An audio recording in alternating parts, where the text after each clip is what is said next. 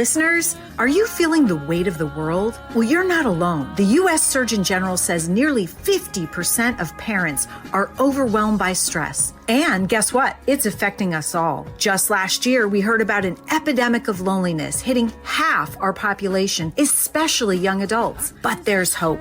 I'm Scarlett Lewis, founder of the Choose Love movement. We're dedicated to your safety, health, and well-being with proactive mental health strategies. Imagine a life where stress and loneliness are replaced by joy and connection. We've already reached millions with essential life skills to prevent violence, substance abuse, and mental illness. Want to join this life-changing movement? It's easy. Visit chooselovemovement.org today. Become a member, spread the word, and access our free resources. Together, we can create a loving, supportive community. Remember, all the nurturing, healing love you give comes back to you tenfold. Thank you for choosing love. I choose love. I choose love. Hi, everybody. My name is Scarlett Lewis. I'm the founder of the Choose Love movement. And today I'm honored to welcome Kevin Carolan, the interim executive director of Connecticut Parent Connection in Newtown, Connecticut. Our offices are actually in the Parent Connection building. And so I've been waiting to do this podcast for so long. And I was going to do it with your mom, Kevin, but now I know why that never happened. It was so that I could do it with you. I'm really excited today. Kevin's work is deeply personal. His family's tragedy inspired Kevin's mom, Dory, to create the Connecticut Parent Connection to help other families facing addiction, grief, and isolation. What began from heartbreak became a mission of hope, education, prevention, and support for children, adults, and families across Connecticut. Kevin has continued that legacy by helping communities better understand addiction, mental health, recovery, and the importance of human connection. Today, we're going to talk about healing, resilience, prevention, the challenges facing young people, and how we can support one another through compassion, understanding, and community. Kevin, thank you so much for being here. Thank you for having me. Absolutely. So, just would love to start off, if you wouldn't mind, with why you're doing what you're doing. Everybody always wants to know, how do you get into this line of work, right? And so if you wouldn't mind sharing your story. Absolutely. And like you hear so commonly, and it's a little bit of a cliche, right, I don't think you choose to go into something like this. It kind of chooses you. And a little story, it's funny, is my mom, Dory, obviously has been a part of the Parent Connection since the start and founded it. And, the Parent Connection was always, I would say, a part of my life, but it was more my mom's, and, it was more in support of her and anything that she needed. And kind of the progression then was, when my dad had passed away, I just wanted to organize a fun day in remembrance. So I put together a golf outing that would be getting my friends together, his friends together. Really the only tie to the Parent Connection was, if this is successful and we make some money, I would love to donate that to a cause that both my mom and dad were so close to.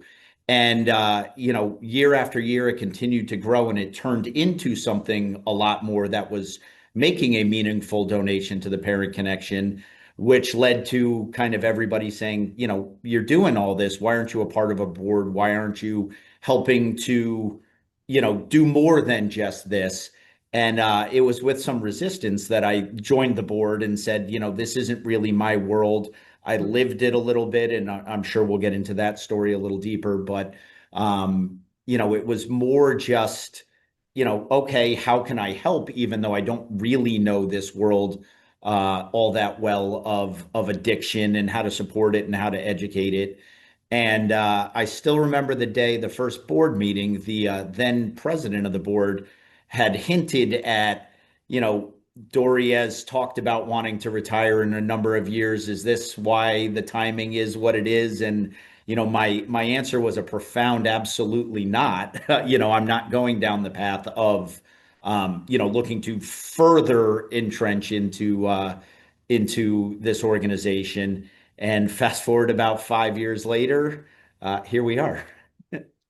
Here we are. And I know that Dory ran into the issue that when you're doing sort of a passion project, a legacy foundation that Dory started and that I started, one of the issues is finding people that care as much as you do. And that's a challenge, and a lot of times that is a family member.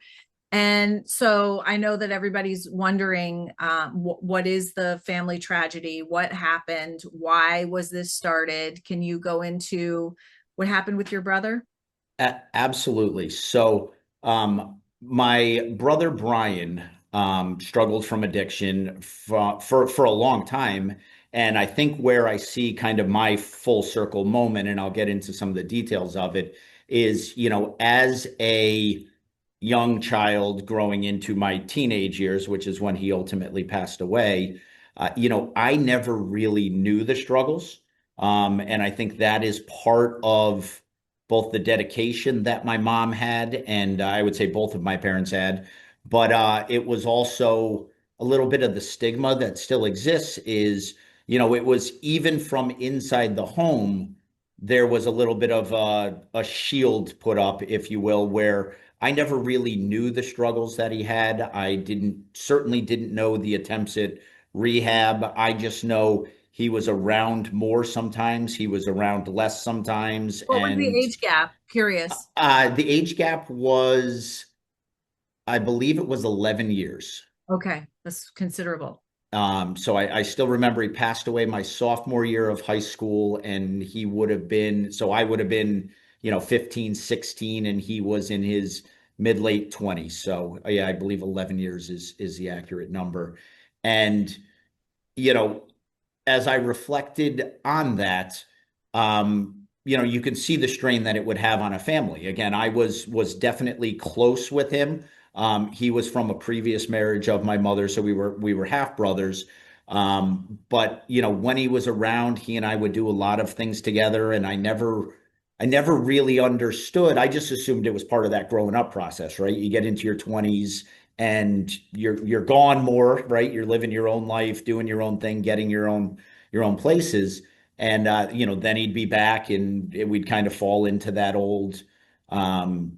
old routine, if you will, of different activities we do, and then he would be gone again. And I do think, as I look back at it, it was a combination of the two, right? Trying to live his own life, trying to start his own adult lifestyle on his own. But I think some of that freedom is what would lead to the challenges, and then reset the progression, and back into the house.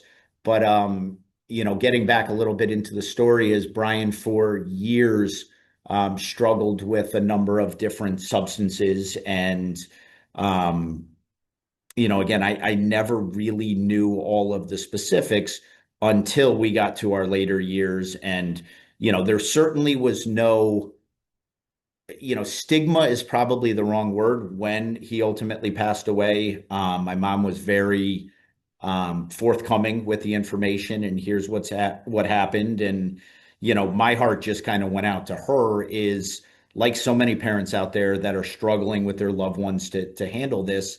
The toll is really taken on them. And in many, many cases, and unfortunately in my mom's case, it was the ultimate that, days of phone calls, hadn't heard from him, finally decided to, go see if everything was okay. And that's where she, walked in on the ultimate thing a parent never wants to see. So when did his addiction start? I'm just curious because on your website it says prescription drugs. So Correct. curious when it started and then how long he struggled. Yeah, it was, from my understanding, it was in his early high school years. Um, experimenting with things. I'm not a believer, and I still remember, actually, the Parent Connection had brought a guest speaker talking about vaping and various other topics. You could definitely, and I was young, I didn't really pick up on it, but they say there's the reference of different drugs being gateway drugs to others. is this guest speaker said there's no drug that's a gateway drug to another. It's the people that are connected with those substances. So as I kind of reflect back is, as he was getting into having some drinks and probably smoking some marijuana, if you're hanging out with people that are into those types of activities, you can probably gain access to something more if you want to. Then as your circles change and you're hanging out with the people that are doing the next thing, it's the people that are there. There's probably one that's already taken that next step and gives you access to the next. So I think as he went through his high school years and, again, from what I remember, and it's kind of become a trademark of Brian, is he always had the bright red Mustang cars. And, I can still picture him, I would say struggling a little bit to fit in, wanting to be in the cliquey cool kid kind of crew. And you could definitely start to see some of those behaviors change. And, as I would in one of my activities was helping him wash the car or, I certainly was not a mechanic, but helping him do various things associated with the cars, which was really his passion. I could see some of the behavioral changes, which I can only associate to both the progression in some of the substances and the progressions with the people that he was hanging out with. That's interesting. I've never heard that there is no gateway drug, because I've always thought that marijuana was a gateway drug. I know of a few overdoses and they often used alone. You know what I mean? And then I have very recently been considering that maybe the cell phone is a gateway drug, only because, it works on your dopamine. Mm-hmm. And it makes you want this pleasure, which is dopamine, that you don't have to work for. So I'm just curious, and I'm jumping way ahead in my questions, but I'm wondering what your thoughts are on that. On the cell phone specifically, or Yeah, you personally agree that there's not a gateway drug, that it's gateway people. And then, so you probably don't agree with the cell phone, but I know that the cell phone drives isolation, but I've literally been calling it a crack pipe and a gateway drug. So I just was wondering what you thought about that.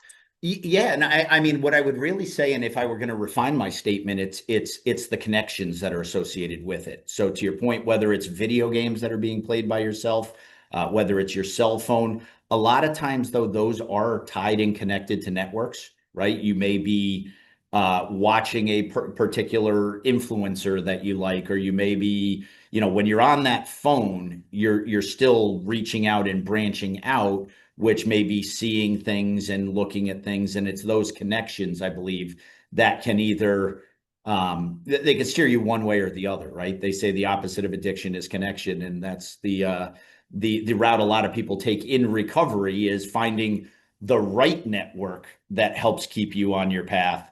And I think my answer would say, refining that there is no gateway drug would be it's the networks that you're in, it's the connections that you have. And even though you may be isolated in person, what are these devices connecting you to, and what are you seeing, and how is that shaping the decisions that you make? That's so interesting. So you said the opposite of addiction is connection. And I want to link that back to Brian, because you said Brian, drove the fun red Mustang car, which I had a red Mustang, by the way. So I get loving those kinds of cars. And he was trying to fit in. I think I did that some as well. So do you think that that was maybe part of it? The trying to, Brene Brown talks about fitting in or belonging. So the attempt to fit in and maybe take substances to try to fit in or to feel comfortable being around different people that, you want to be a part of, but maybe you wouldn't normally be a part of. Just curious about what you think that connection is. Absolutely. And I think it's a deeper level than that, right? Is even sometimes you see the quote cool kids, and when you hear their stories, and obviously more and more of them are coming out as some of the stigma's going away, people are sharing their stories to try to help other people. Is some of the things you see on the surface is not really what somebody's going through. And some of these folks that appear to have it all, you peel back the layers of the onion and they talk about some of the struggles that they had and the depressions that they have. And, everybody's looking at it through their optics saying, like, I can't believe this person's struggling with this stuff. Look at everything they have, look at everything they do, look at all the friends that they have and all these cool things that they do. It's easy to point the finger and look at the individual that is isolated. That seems a little different. But when you really look at addiction as a whole, and you hear the term all the time that it doesn't have any prejudices, it affects everybody. You can really look and see all different, types of people, and the struggle can be exactly the same. Yeah. That's one of the things I think I'm frustrated with the messaging. I know this is Mental Health Awareness Month, by the way. Yeah. We're going to release it during Mental Health Awareness Month. And it's such an important month, but I think the main messaging, and maybe I don't have it right, is stopping the stigma on one hand, which is really important. It's the reason that people don't try to get help, and the reason people look at others with mental health issues differently, things like that. But then on the other hand, they say 1 in 5 people. And so right away, you're reinstating the stigma in my mind with that 1 in 5 languaging. It's like, okay, which one are you? Are you the one? Mhm. Are you the 4? And in reality, I get up at 3 o'clock in the morning and I'm thinking, what is mental? Because we talk about physical, mental, and emotional health. Okay, so I know what physical is. I know what emotional is. That's my emotions. But what is mental? And mental really is our thoughts. The Right. quality of our thoughts. And, that's where the Choose Love movement started. I say at Jesse's funeral, when I got up to speak and I said, this whole tragedy started with an angry thought in Adam Lanza's head. And I pictured him as a little boy having this angry thought, that originated from pain and hurt, without the skills, tools, or nurturing environment to manage that thought. That thought grew upon itself into what later became the Sandy Hook tragedy. So simple, and that thought could have been changed anywhere along the way. I'm not saying simple is not easy. Obviously, it's very complicated in a way, but really, when you think about it as the thoughts and as it pertains to mental health, mens is thought in Latin, I think. And so why don't we just call it thought health? Is that just wouldn't that just immediately take care of everything? Because then it's 5 and 5. I struggle with my thoughts. I struggle with my thoughts every day. I struggle with fear every day to a certain degree. Then I know you do too. And I don't even know you that well, Kevin. We share a building, but everyone struggles with some sort of thoughts. And so anyway, that's just my thought about. Yeah, but circling back to what you said, right, is when you look at all of those other things you talked about, right, in the world, and this is where I think it does come back to stigma, and this doesn't even need to be specific to addiction, right? This is just mental health. Is every sport everybody has ever played, they have a coach, they have somebody that works with them to help them get better at what they do. Even in just the physical health, right? How many people go to a gym and say, not getting the results I want, I'm struggling with X goal, and they go and get a physical trainer or somebody that can help steer them into, you're not doing this wrong, but you might be looking at it wrong. Have you tried this? Have you done this? You look at various different aspects of education, and there's always places to go for help. But yet it doesn't matter if it's personal struggles. It doesn't matter if it's relationship struggles. It doesn't matter if it's addiction struggles. As soon as the word therapy comes into the equation, it's why can't this person figure that out? Why can't this couple be happy together? Why can't this person just put down the substance, the alcohol, the whatever, every other aspect of life? I mean, I know successful business owners that are part of business CEO networks or have business coaches or things like that. every other area of life, it's okay to go get help. But as soon as you're in therapy, it's what's wrong with this person? Why can't they figure that out on their own? And it's Isn't it an interesting? Because yeah, absolutely. I think everyone needs therapy. I'm shocked that the world continues without it. But I was lucky. I grew up with parents that totally believed in therapy. I was in therapy my entire life. I was even in therapy during college remotely before that became a thing.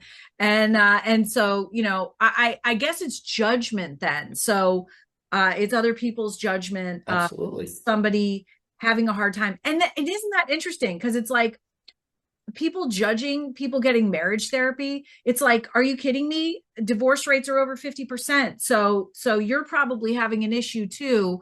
Yet maybe it's fear, like I don't want to be those people that need help, or Mhm. that would break my perfect image that my friends think that I have a great marriage or whatever. And by the way, most of these that we're talking about are with full mature adults. Now take those struggles to a 16-year-old that's having problems, and that those around them are going to be even that much more judgmental because it's that much more uncommon in the youth and adolescent years to A really good. have these types of things. And I'll use this as a way to circle back to some of my experiences with the parent connection, because I always did stay surface level.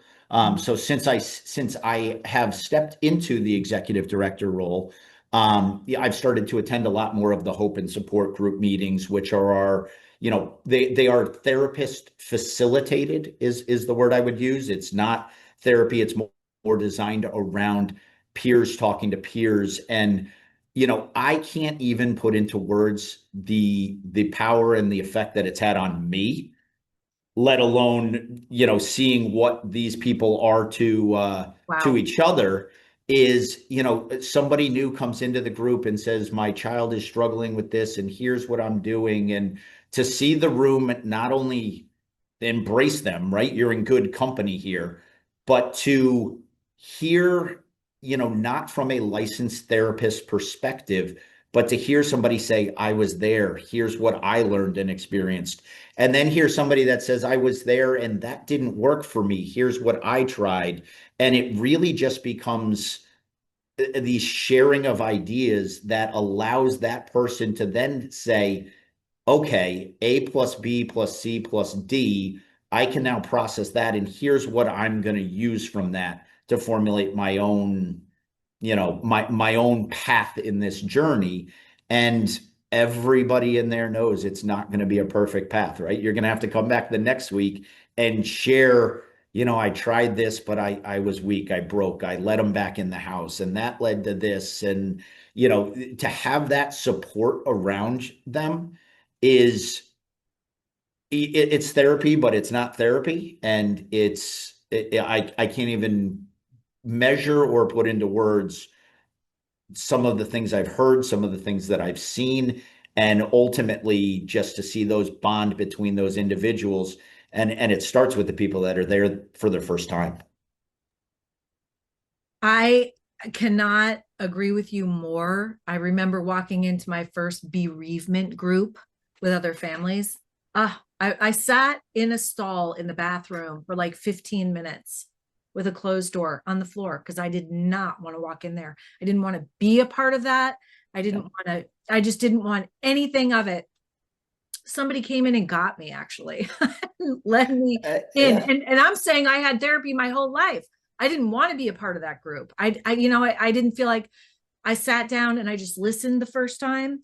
And it was, I don't know, like other people feeling what I felt. And it was so comforting to me that I wasn't alone. And yeah, listening to the other people's struggles is just, and how they get through them. It was life changing for me. Yeah, and it doesn't need to be that sophisticated, right? Is the first thing that I hear from people when they walk through those doors is it's okay. Like, Yeah. you're not going to be judged. You're not, like, we're all in here. And you hit on the toughest thing. And for somebody that is not what I would say an industry expert, right? There's a lot of other executive directors of, rehab facilities, of other nonprofits in the space, of other people that, tie into what the Parent Connection does. This may be a good thing or it may prove to be a bad thing is, I don't know all the right words to say, right? We don't say substance abuse anymore. It's substance use disorder. And, I'm probably not the correct in all the things I say or in some of the approaches. But with that, it comes from some of that more raw, like I know the effects, I've lived the effects, I've seen it. And I don't, again, this may sound wrong. I don't care what we call it. It's still the same thing. And how do we address it? And that's where I'm really trying to focus on the only thing I can do to help those families and those people that are struggling with their loved ones.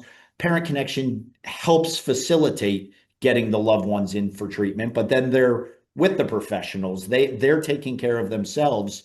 Is how do we help and support the families that are around that? And the Mm. number one thing we can do is get them through the door. And that's the biggest challenge. Like you said, take somebody a lot of times dragging them in or helping them or going with them, which we support all of that. That's amazing. And the fact that that Parent Connection was started by a bereaved parent. I am so into lived experience experts now. That's what you are, Kevin. That's what your mom is. Like, you've lived this. And so as you say, it doesn't matter as much what you call it and if you're, the correct lingo of the moment, because that's going to change. Right. It's knowing that you care, knowing that you've been there, and walking through the door with somebody like that is really incredible. I want to just for a minute get back to your experience with your mom starting an organization, because I had Jesse had an older brother, and so I started the Choose Love movement when he was 12. And I'm just curious about what your experience was with your mom starting the organization. And did you think that took away from you and your own personal healing? And then the other side of that is, what did you learn from your mom's thoughtful response to that and wanting to, looking around, wanting to help other people with the wisdom that she gained? I'm just curious, kind of what that balance was for you. Yeah, and I'll kind of take this question from two perspectives, right? I'll start in the early years when I'm still a high schooler, and 16. she's actively going through the grief and the Yeah. various other aspects of it. Is I would say my perspective was a little bit, you know, not it was admirable. She was willing to dedicate all this time, Mm-hmm. but what are you going to really accomplish, right? And all she used to say, and I remember saying it, is if I can save one life, it's worth it. Mm-hmm. And you watched all the effort go in and all of that. And, part of that was for her, right? That was part of her grieving process Yeah. and to And go through healing. that and healing and, Yeah. Yeah. um, you know, dedicating some of her time and energy towards something beneficial. But, you can look back at it now, I believe it's 23 years, and, you can see the beautiful building that the Parent Connection has that we're lucky to share with organizations like yourself. I can look at the golf outings and the galas that we do. More importantly, and this is probably the best compliment that I can give, and I experienced it yesterday. I was at a United Way event over in Wilton, and random conversation and connections start to get drawn, and the executive director of the United Way for the local section goes, "Oh, you're Dory's son." And to now see the reach that she's had and the people that she's connected and even make it more simplistic, the good that she's done. I moved back to Newtown 3 years ago, and I joke more than I am Kevin, I'm Dory's son, because I'm Mm-hmm. always running into somebody that she's tied to, connected to, talk to, and none of that happens with a business with like that can only be driven by a passion. And that's something that is if I circle it back to the start of this question and like these efforts she was doing and how is she going to accomplish this? And it seems like, a monumental feat to take on substance abuse in a town, in a state, in a country. Right. I can now say it was 100% effective and that she persevered through all of those struggles because forget saving one life, it'll be worth it. The lives are countless that, she slash the parent connection. And we always joke in our board meetings that they were one and the same and synonymous. Um, Right. it's truly remarkable what was accomplished. And that was through nothing but pure love, passion, and dedication to making this into something good. Right.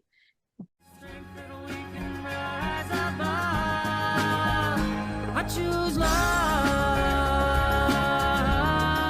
Hey there, listeners. Are you feeling the weight of the world? Well, you're not alone. The U.S. Surgeon General says nearly 50% of parents are overwhelmed by stress. And guess what? It's affecting us all. Just last year, we heard about an epidemic of loneliness hitting half our population, especially young adults. But there's hope.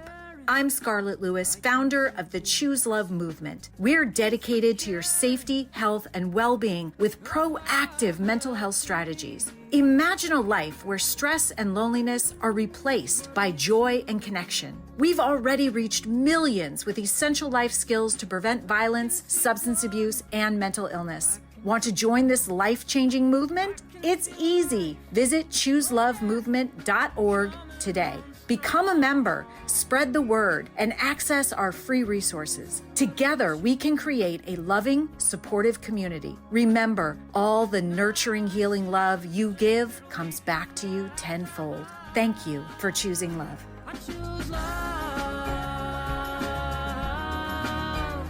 I choose love.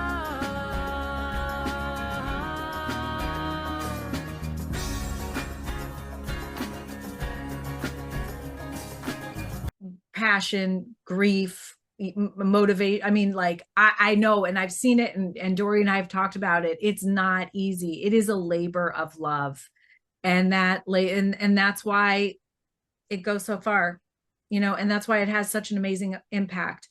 So Yeah, and that's why my first hire when I stepped into this role and I said, hey, like any good CEO, know your limitations and surround yourself with people smarter than you. In a funny twist of dynamics, she was my first hire back to the parent connection, and I said, there's things I can never replicate.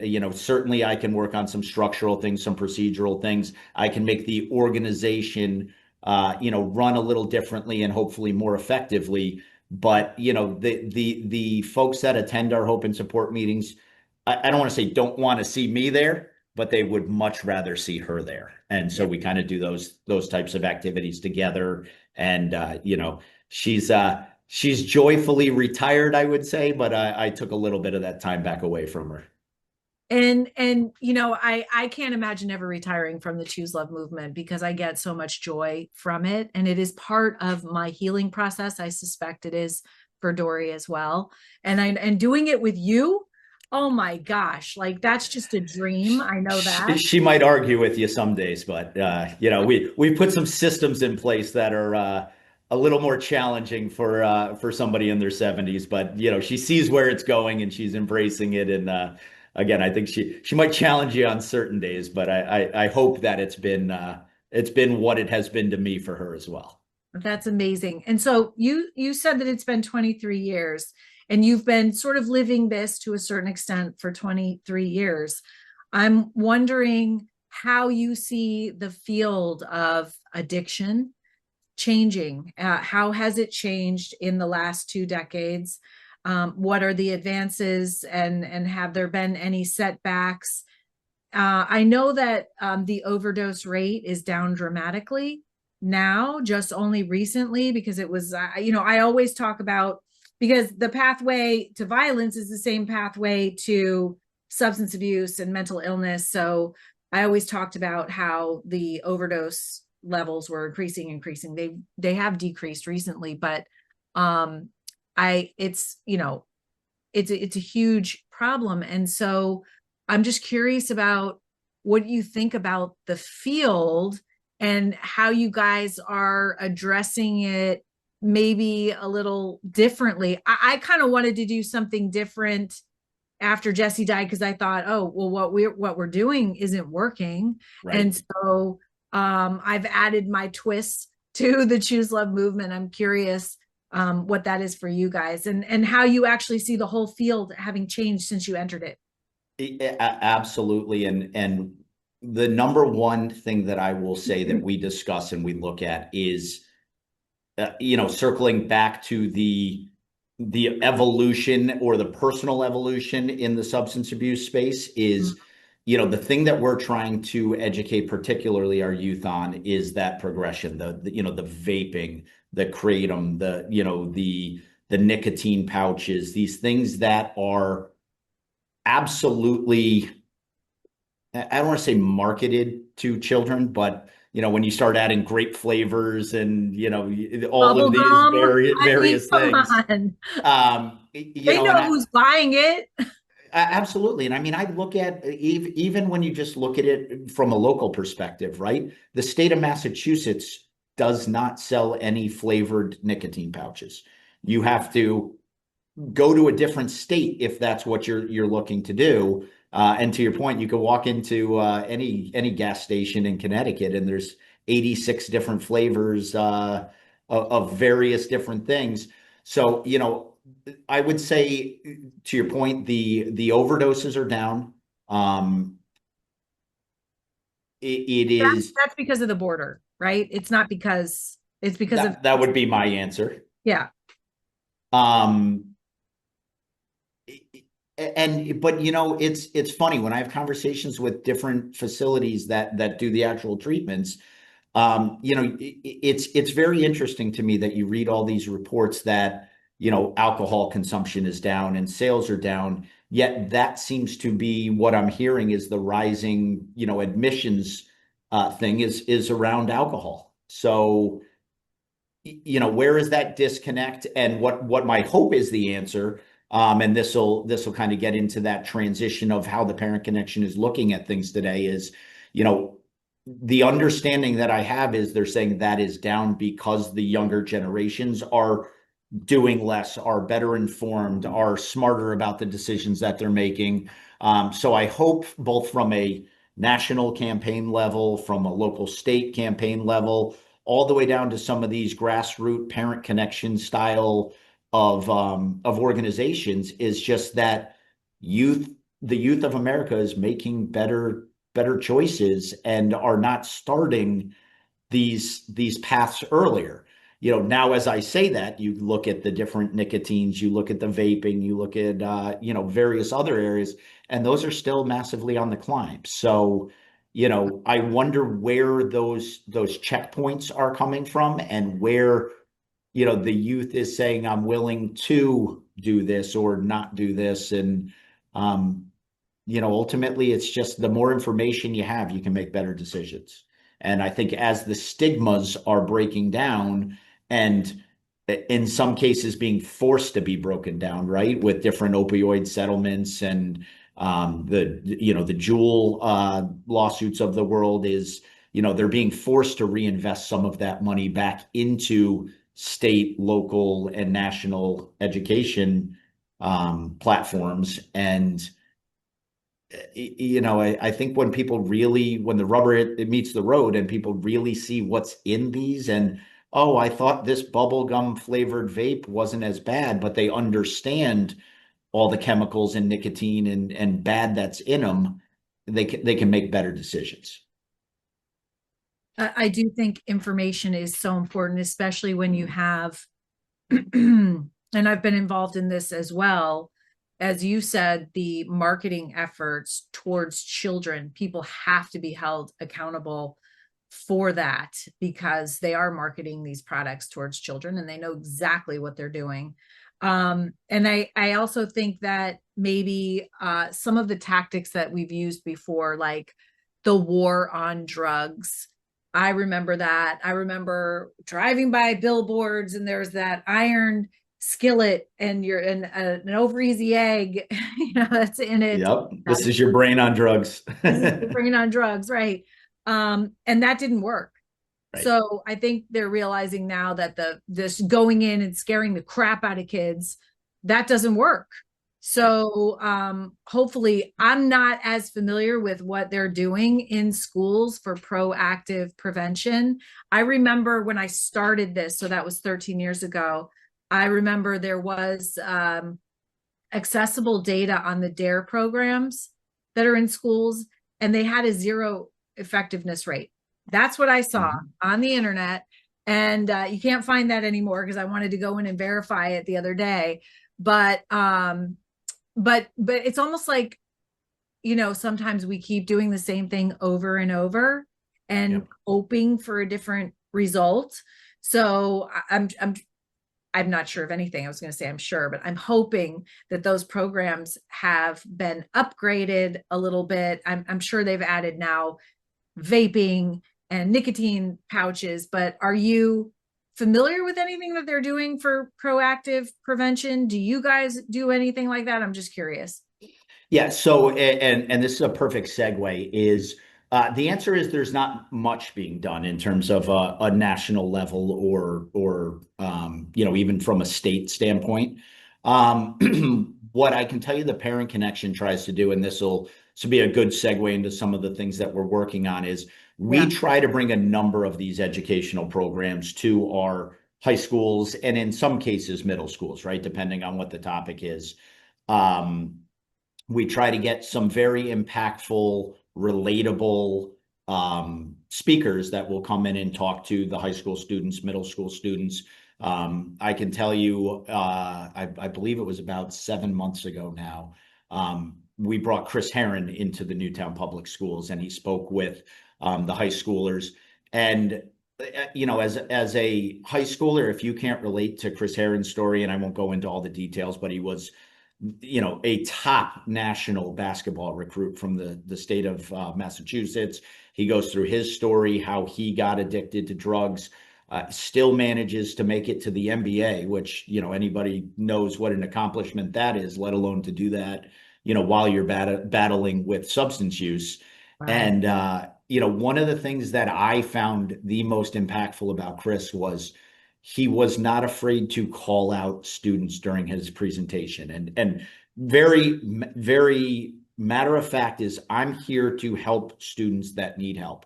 You five sitting over there that are talking and laughing during this presentation, you can get out. Don't need you here. Oh, that's awesome. And would actually do that during the presentations. Really? And were there disrespectful kids like that? I mean, 100%. Wow. Okay. And where it becomes relatable though, and where, that true life passion comes into play is he could say, I was you. I was the kid laughing back there. I was the superstar athlete. I was only going to the keg parties in the woods. I wasn't doing all this other stuff. And I'm telling you, I'm standing here, with a career, I don't want to say ruined, but it wasn't what it could have been because I was you. So you know what? There are people here that need to hear this message. And if you're not respectful of it, you can go. Wow. And he would send them out. Yeah. So the Parent Connection is trying to, both through guest speakers and various different events that we do, we're trying to get that education out. And this will be a good point to give a shout out to. There's a organization out of New Canaan called the Rams Council. And Joyce, who runs this, we are meeting with, we are trying to understand is my mom's mission over 23 years did such an incredible job connecting parents and loved ones of those that were struggling. What I have 100% seen, and this goes still into some of the stigma or macho-ness, is it is almost exclusively, there are a few males that attend these hope and support group meetings, but it is vastly female attended. And obviously we very rarely get children or students that attend this. One of the things that we are taking a look at is trying to figure out what Newtown's version of the Ram Council will look like, which is a student-led organization that, lack of a better term, does what the Parent Connection does, but on a student-led level. So it gives that peer-to-peer support, it gives activities, it gives various other things that grows organically within the school system. So that both when we're promoting these events, and I would see it being a hand-in-hand, effort, is you have the Parent Connection, which supports the families and the loved ones, but how do we reach those students? How do we give that support system within the school organization? And we are working very closely with the schools as well, and substance abuse counselors, things like that, to say, almost what you referenced the old campaigns, almost what Dare, tried to do, and tried to start it from a student level. That's something we would love to try to add as a new dimension of the Parent Connection. And to kickstart this, we are actually going to be giving out 2 scholarships to rising seniors this year, that will, part of their commitment to get that scholarship is to work with the Parent Connection to try to, bring this from within the school system versus the Parent Connection pushing it down to the school system. I think that's an amazing idea. I think that could go nationwide, because I don't see a whole lot. You said there's not a whole lot of proactive prevention. Well, there wasn't either with school safety. And I call it the number one most overlooked aspect of school safety, which is why wouldn't you also focus on prevention, helping kids manage their grievances before they escalate? And it's the exact same for addiction and mental health. And I see that that peer-to-peer model, because it's so different when you're sitting in a lecture and you're listening to stuff and trying to take notes. Even if you want to understand it, you get out of there and the way your brain processes. And even if you write it down, which is great, better than just sitting there and listening, you turn and you're on with your life, and you probably will never look at your notes if you're like me. But if you have to sit there and explain it to somebody, that's the next level. So that's why that peer-to-peer works so well, because you have to learn the material, and then you're turning around and you're their age, you're a peer, and you're the one that's telling them, instead of having an adult in there. That is such a great idea. I applaud that. That's amazing. Fingers crossed. Ideas are great, but being effective is really what we're looking to do, right? So that's we are all ears, and that's where I say we're reaching out to experts that have done this in other markets. And okay. Newtown is not New Canaan. Newtown is not any other town. But I believe we can craft a blueprint, and then Newtown can make it what it really needs. Same thing with, as I mentioned, it's predominantly females that attend our groups. One thing that we're in conversations on starting is just a father support group. And that is not substance abuse related, right? I'm a new dad. I've got a 15-month-old at home, and there's a million things that you need answers to, and questions and things. And can there just be a group of dads that get together and just talk about, my son's doing this, my daughter's doing this, I'm struggling with this. Anybody got a good idea on that? And, substance abuse, especially as you get into the older ages, will be a topic, I'm sure, that comes up. But, the more we can help each other, and the more, we can give therapy without the stigma of therapy. To me, it doesn't really matter how you get people together, just get them together. And once they're together and talking, there's no limit to where it goes. And it circles back to, again, connection. And the more you can connect, the more you can relate, the more you fit in, the more you can better parent, the more you can better, coach, the more you can better run your business. And, I know people that pay thousands and tens of thousands of dollars to be part of different CEO groups. And, we can't get people that's just ideas on how to help your business. Why aren't we doing that in all different areas? At parenting, which is your most important job that you Yep. will be held accountable for the rest of your life. So yeah, what a great idea. That's wonderful. I think that could go nationwide too. And when you get that program, peer-to-peer program going up and running, I would love to do another podcast and I would love to be able to market that to all of our schools because it is so important. And I know that it's not the way that our brain thinks. Our brain thinks, oh, we try to address it after the problem has occurred, right? And that's, it's not too late, but why not give some information? And I do think that, and I've heard, especially with the cell phones, that kids, when they're given the information about what the cell phone does to the brain, how it tries to hook them, all the dopamine stuff, they come together and they want to abstain from it. Yep. So that They connect, right? They get that connection. It's all, you're right, it's all about connection. And I love the opportunity of getting dads together in groups. I think that's wonderful. I think that is the right direction. I'm so excited for you guys.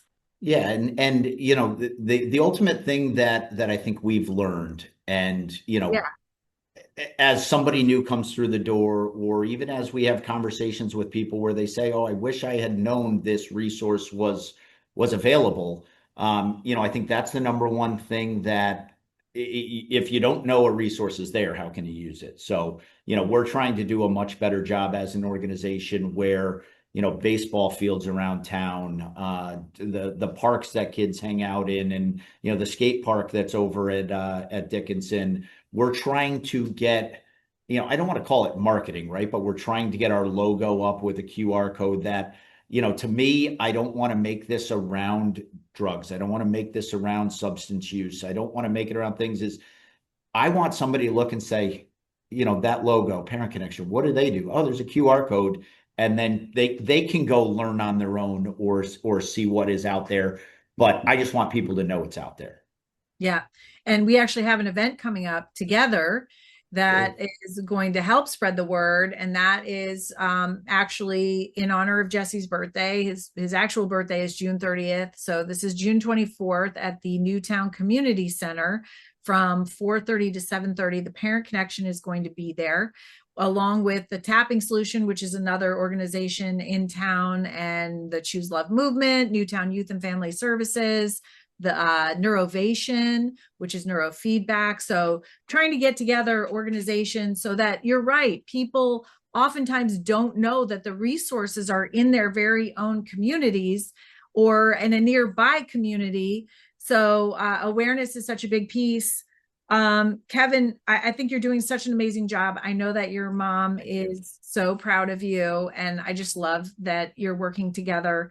I'm wondering, from where you sit right now with all, now you're connected to the organization and you've been connected your whole life, but you're seeing everything and you have your finger on the issue and the kind of complicated ways that it's progressing and who's it's impacting. I'm wondering what gives you hope right now from where What you're gives me hope?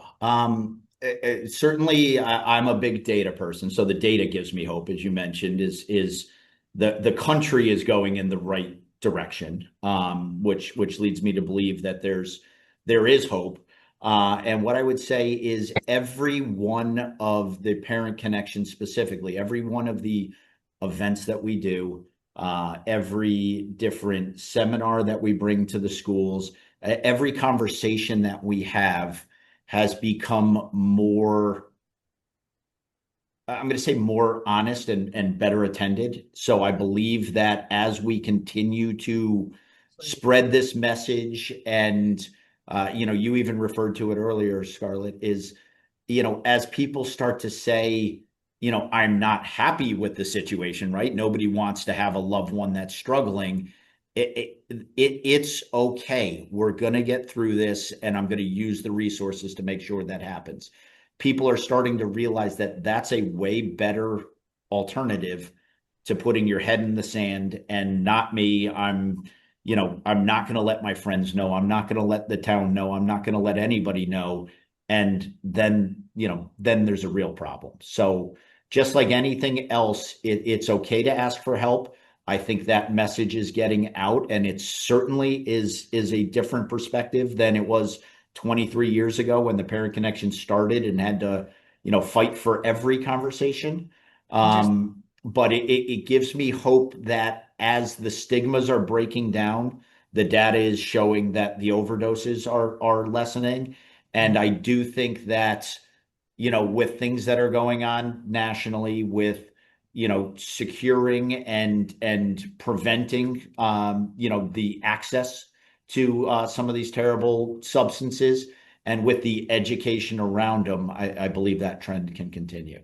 And I'm tremendously excited to hopefully be a part of, and our board does so much, our volunteers and our supporters do so much, that I am hopeful that the Parent Connection can continue to incorporate students to grow new arms of what our reach can be, and we can continue to deliver the message. And the way I look at it is we are a grassroots local organization that has reached not only a state level, but as I look at some of the people that we've helped, it's really cool to look back and say this little local company has a national reach, and that's really what it does.